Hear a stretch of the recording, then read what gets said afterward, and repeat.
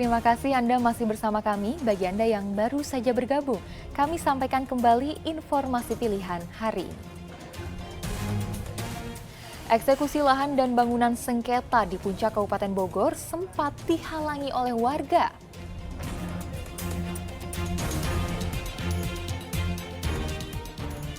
Tagih tunggakan uang kamar seorang perempuan penghuni kos di Karawang penuh dengan sampah.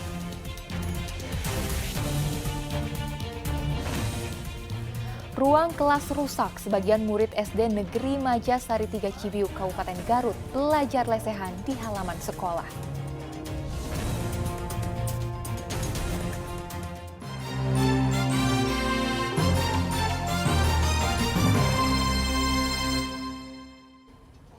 Kericuhan sempat mewarnai eksekusi 11 bangunan di kawasan Puncak Bogor Selasa lalu. Warga sempat menghalangi polisi dan alat berat yang akan membongkar bangunan milik warga. Sejumlah anggota polisi yang mengawal jurusita Pengadilan Negeri Cibinong Kabupaten Bogor sempat dihalangi untuk melakukan eksekusi 11 bangunan yang berdiri di atas lahan seluas 2 hektar di Kampung Cipayung, Desa Cipayung Datar, Kecamatan Megamendung, Puncak Kabupaten Bogor, Selasa lalu. Warga yang menempati lahan tersebut sempat mencegah agar alat berat tidak membongkar bangunan milik mereka. Warga protes karena merasa tidak diberitahu lebih dulu oleh perangkat desa setempat dan pengadilan bahwa tanah dan bangunan yang mereka tempati akan dieksekusi. Yang saya sesalkan, kenapa dari pihak kelurahan tidak memberitahukan dulu, terutama PR setempat. Mana yang nggak datang-datang? Kalau memang diberitahu, kami sebagai warga Indonesia tahu hukum, pasti saya pindahkan. Kalau memang ini bukan hak kami. Jadi saya taat pajak nih, saya ke negara. Saya dibayar pajak tiap tahun, ini hak berarti ini apa? Saya mengikuti aturan pemerintahan. Artinya ini? apa? Mengaturi ikutan undang-undang. Uangnya kemana ini? Saya nggak masalah sama itu. Nempat. Itu cuma saya minta biarkan kami mengeluarkan kambing. Apa artinya kambing? Kalau ini dirobohin udah dilaksanakan dirobohin. Kami nggak permasalahan. Seperti itu. Tolonglah beri kebijakan. Kericuhan baru mereda setelah jurusita dan warga sepakat sebagian bangunan akan dibongkar sendiri oleh warga. Berdasarkan penetapan ketua pengadilan yang sudah lama belum dilaksanakan, itu suatu tunggakan buat pengadilan.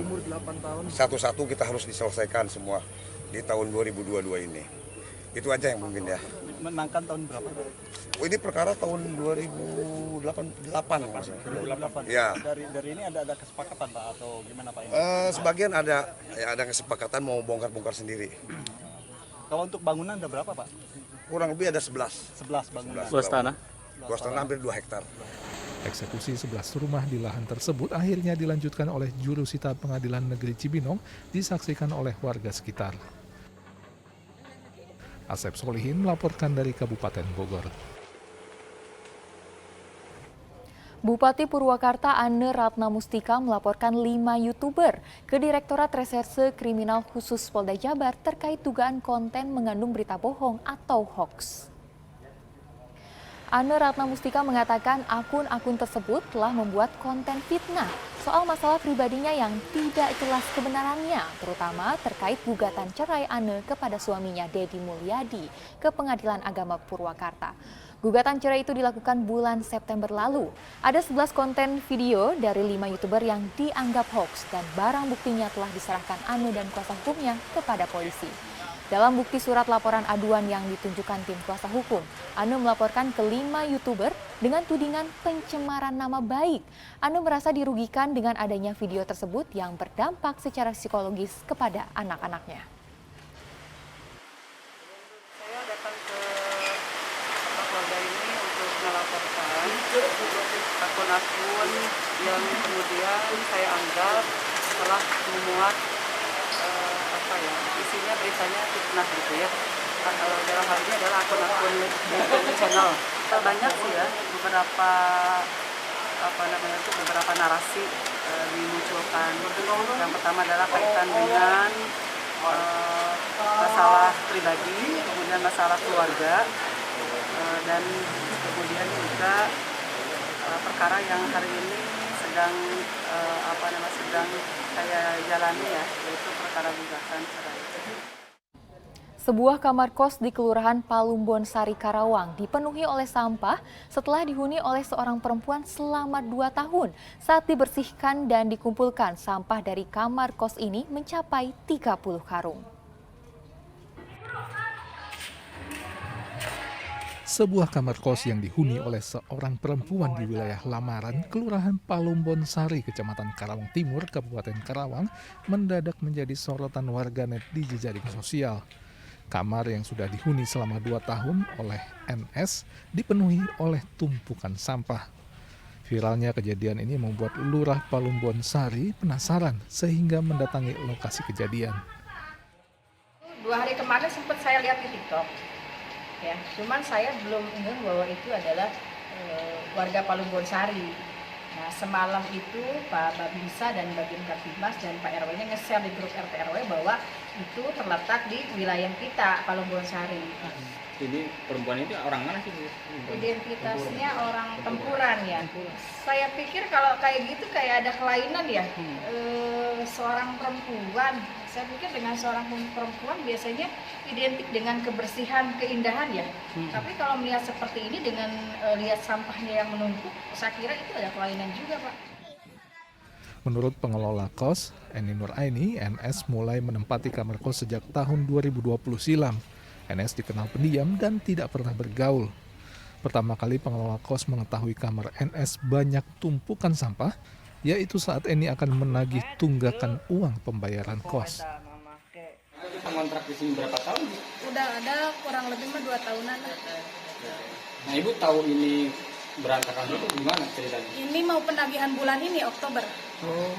Dari tanggal 6 saya nge-WA, terus nggak ada jawaban sampai tanggal 9, terpaksalah saya buka kamarnya. Ternyata pas dibuka udah banyak numpuk sampah. Nah, yang Ibu kenal Nia ini seperti apa sih orang? Orangnya diam. Setelah dibersihkan dan dikumpulkan, sampah yang berasal dari kamar NS mencapai 30 karung. Sampah tersebut berupa pakaian bekas pakai, botol bekas, plastik, sampah bekas makanan, dan juga sampah plastik yang sudah mengeluarkan aroma busuk. Syamsun Nursyam melaporkan dari Kabupaten Karawang. Lantaran sakit hati, seorang suami di Kecamatan Tirta Mulia, Karawang mencekik dan membekap istrinya sendiri hingga tewas. Ahmad, warga Kecamatan Tirta Mulia, Karawang, tega membunuh istrinya sendiri. Dan ia pun harus mempertanggungjawabkan perbuatan kejinya itu di muka hukum. Ahmad yang sehari-hari tidak memiliki pekerjaan tetap ini nekat membunuh sang istri karena kesal dengan sang mertua dan keluarga dari pihak istrinya yang kerap mencampuri urusan rumah tangganya dan menghina Ahmad yang penghasilannya kerap tidak bisa mencukupi kebutuhan hidup berkeluarga dengan sang istri. Motifnya apa? Mertuanya kenapa? Ikut campur. Ikut campur? Sama saudara semua aja. Itu dari sekitar kampung gitu aja, Pak. Sering diledek atau gimana? Penghasilan. Hah? Dari penghasilan kerjaan. Kerja apa sih? Serabutan ya kayak bangunan. Ya semacam apa aja lah kerja. Jadi terkesan direndahin ya, Bang? Iya, Pak.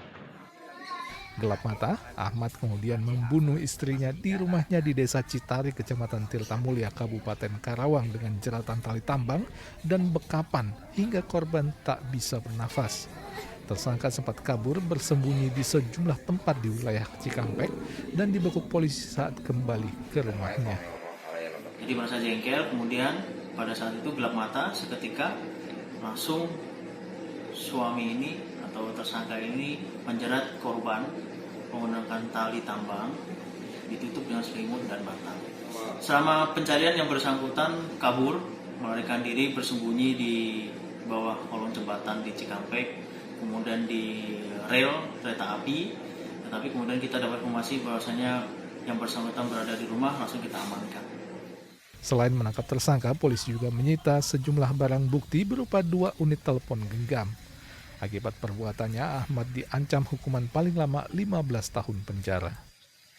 Syamsun Nursyam melaporkan dari Kabupaten Karawang.